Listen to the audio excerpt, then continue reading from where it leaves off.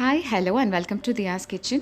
இன்னைக்கு நம்ம சேனல்ல ஸ்ட்ராபெரி பன்னா கோட்டா டெசர்ட் ரெசிபி எப்படி செய்கிறது அப்படின்னு தான் பார்க்க போகிறோம். ரொம்பவே டேஸ்டியான டெலிஷியஸான ஒரு ரெசிபி இது ஸ்ட்ராபெரி சீசன் இப்போது இங்கே மும்பையில். ஸோ ரொம்ப ஃப்ரெஷ்ஷாகவே ஸ்ட்ராபெரிலாம் கிடைக்கும். எப்படி செய்கிறதுன்னு வாங்க பார்க்கலாம்.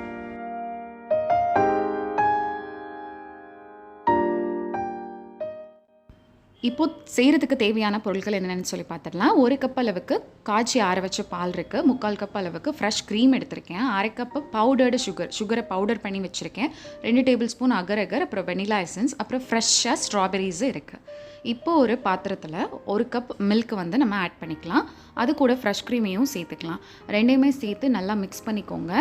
இது நம்ம கொதிக்க வைக்கவே கூடாது. அதனால தான் ஆல்ரெடி காய்ச்சின பால் தான் நான் எடுத்துருக்கிறேன். ஸோ இதை நம்ம கொதிக்க வைக்கக்கூடாது, ஹீட்டு தான் பண்ணணும். நல்லா ரெண்டையும் மிக்ஸ் பண்ணி விட்டுக்கோங்க. இப்போது இந்த சுகரையும் சேர்த்துட்டு நல்லா மிக்ஸ் பண்ணிக்கலாம். சுகர் கொஞ்சம் கட்டி கட்டியாக ஆகிற மாதிரி இருக்கும், லம்ஸ் இல்லாமல் மிக்ஸ் பண்ணிக்கலாம். தென் 1 டேபிள் ஸ்பூன் அளவு அகர் பவுடர் சேர்த்துட்டு அதையும் நல்லா மிக்ஸ் பண்ணிக்கோங்க. நீங்கள் மிக்ஸ் பண்ணலை அப்படின்னா கீழே போய் ஸ்டாக்னன்ட் ஆகிடும். இப்போது வெனிலா எசன்ஸ் சேர்த்துட்டு ஒரு பிஞ்ச் ஆஃப் சால்ட்டு சேர்த்துட்டு நல்லா மிக்ஸ் பண்ணிக்கோங்க. இப்போவே நல்லா ஹீட் ஆகிருக்கும் நம்ம மில்க்கு. இதை அப்படியே ஸ்விட்ச் ஆஃப் பண்ணிவிட்டு ஒரு ஓரமாக ஆற விட்டுறலாம். ஒரு 5 மினிட்ஸ் போதும். ஃபேனு கீழே வச்சிங்கன்னா 5 நிமிஷத்தில் ஆறிடும். இந்த மாதிரி நான் கிளாஸஸ் எப்படி நான் வச்சுருக்கேனோ அதே மாதிரியே வச்சு நீங்கள் இதை ஆட் பண்ணிக்கோங்க. நீங்கள் ஸ்ட்ரைட்டாக வச்சு ஆட் பண்ணிங்கனாலும் அது உங்களோட விஷ். பட் இப்படி இருந்தால் அது ஒரு டிசைனாக ரொம்பவே அழகாக இருக்கும் பார்க்குறதுக்கு. கொஞ்சம் ஸ்லாண்டிங்காக இருக்குது இல்லையா, அதனால் இதை அப்படியே ஃப்ரிட்ஜில் வச்சு எடுத்துகிட்டு வந்துடலாம். அது செட் ஆகிற வரை ஃப்ரிட்ஜிலே இருக்கட்டும். இப்போது ஸ்ட்ராபெரிஸ் வாஷ் பண்ணி வச்சுருக்கேன். அதை மிக்சர் ஜாரில் போட்டு நல்லா கிரைண்ட் பண்ணிக்கலாம். கூடவே தேவையான அளவு சுகரும் சேர்த்து அரைச்சி எடுத்துக்கோங்க.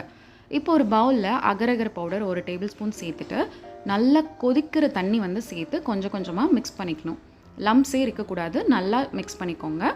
இது கூட நம்ம அரைச்சி வச்சுருந்தோம் இல்லையா ஸ்ட்ராபெரி சுகர் சிரப் இருக்குல்ல, அதை ஆட் பண்ணிக்கலாம். இப்போது இது ரெண்டையும் நல்லா பிளெண்ட் பண்ணிக்கோங்க. இதுவும் ஒரு ஓரமாக இருக்கட்டும், ஒரு 5 to 10 மினிட்ஸு. இப்போ நம்ம உள்ள ஃப்ரிட்ஜில் வச்சு அந்த மில்க் மிக்சர் நல்லா செட் ஆகிடுச்சு. டச் பண்ணி பார்த்தீங்கன்னா கையில் ஒட்டாமல் வரும். நல்லா ஜெல்லி கன்சிஸ்டன்சிக்கு இருக்கும். இப்போ பாருங்கள், இதே மாதிரி டர்ன் பண்ணிவிட்டு நீங்கள் ஸ்ட்ராபெரி அந்த மிக்சரையும் நீங்கள் ஆட் பண்ணிக்கலாம். சப்போஸ் இந்த மாதிரி உங்களுக்கு வேணாம் அப்படின்னா நீங்கள் ஸ்ட்ரைட்டாகவே வச்சு நீங்கள் ஆட் பண்ணிக்கலாம்.